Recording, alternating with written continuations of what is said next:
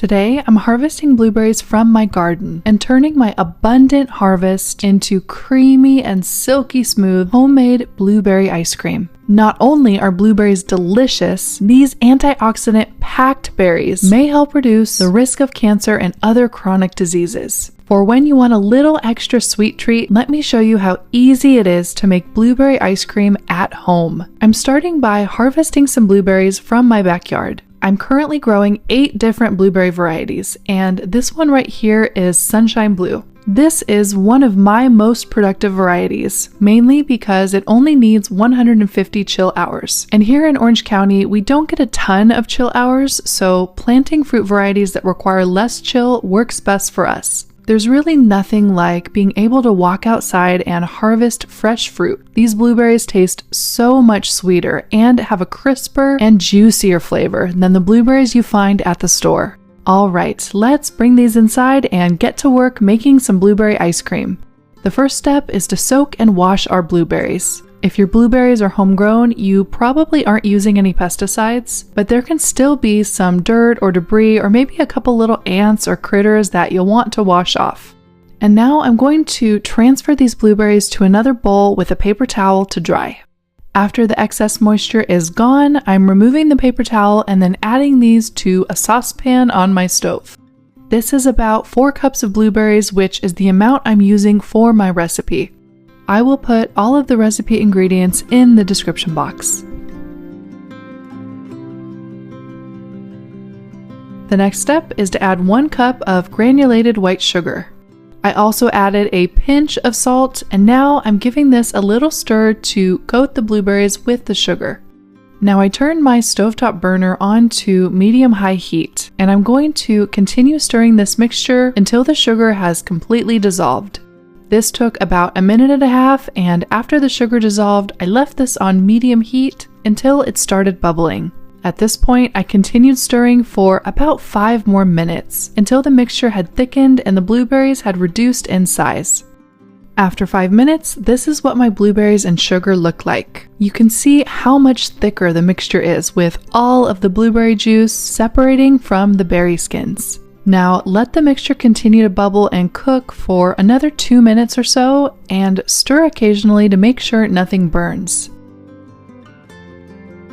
Then turn off the heat and let this cool down for about 15 minutes. The next step is to add our blueberry mixture from the saucepan to a food processor or blender. This is my Ninja food processor that I use for everything from blending fresh pesto to chopping garden vegetables to making ice cream. Now I'm adding in 2 cups of heavy cream. This helps make our ice cream super soft and rich in flavor. I selected the puree option on the food processor and let this blend together for about 1 minute and 15 seconds. That was pretty quick, and now it's time to move on to the next step. Because I want a very smooth ice cream without any blueberry skins or large seed particles, I'm going to press my ice cream through a fine mesh strainer and into a large bowl. To do this, using a silicone or flexible spatula, press the ice cream mixture into the bottom of the strainer, and you'll see the skins and other particles will be filtered out, and you'll be left with a mixture that has an incredibly silky consistency that will come through the bottom of the strainer into the bowl below. I'll speed you up through this process here since it can take several minutes.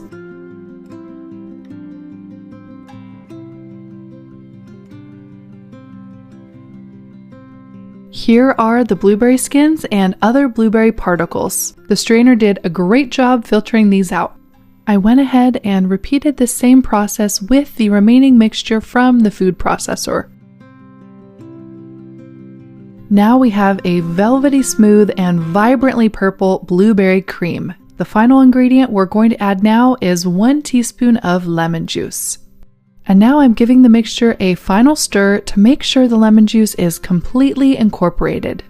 To make my ice cream, I'm using my Ninja Creami ice cream maker. In order to get this mixture ready to go in the Creami, the first step is to add the mixture to one of the Creami canisters and then freeze it overnight, or for at least 12 hours. For these canisters, you only want to fill them up to the fill line that's marked on the canister, which is why I'm not filling it up all the way.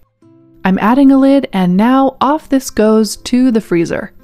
So life got a little busy and I'm filming this part quite a while after I added my mixture to the freezer. You can see it's definitely frozen and ready to make into some delicious ice cream. I added this to the Creami container and now I'm putting the lid on to make sure everything is secure. Let's slide the container onto the device here. And now that this is in place, all you need to do is turn the device on, and then I'm selecting the top button since I don't plan to eat this entire container today, so blending the top half should be sufficient. What I also just did is I turned the dial and selected the frozen yogurt setting because I find it makes the ice cream even more soft and smooth than the regular ice cream setting. After about 3 minutes, my ice cream should be done. Let's take a little peek just to make sure. This looks perfect. You can see the mixture is fully blended. Now, today I'm craving my blueberry ice cream with a cone. I have celiac disease and I follow a gluten-free diet, and let me tell you, I was so excited to find these gluten-free ice cream cones and they taste fantastic. I think this is a 2-scoop kinda day. This is looking really pretty already, and I'm just going to clean up the edges a little bit so it doesn't drip like crazy and get too messy. Let me take this outside to enjoy it. Here is my beautiful blueberry ice cream outside. I couldn't wait to eat this and it tastes unreal. It almost looks like frozen yogurt now that it's melted a bit and I've enjoyed some already. I love how the vibrant purple color is all natural from our homegrown fresh blueberries. All right, I'm off to enjoy the rest of this delicious ice cream in the garden. For more videos about homesteading and growing your own food, I invite you to subscribe. And I think you'll like this video where I share my top tricks for how to grow amazing blueberries at home to get an abundant harvest. Take care, and I'll see you in my next video.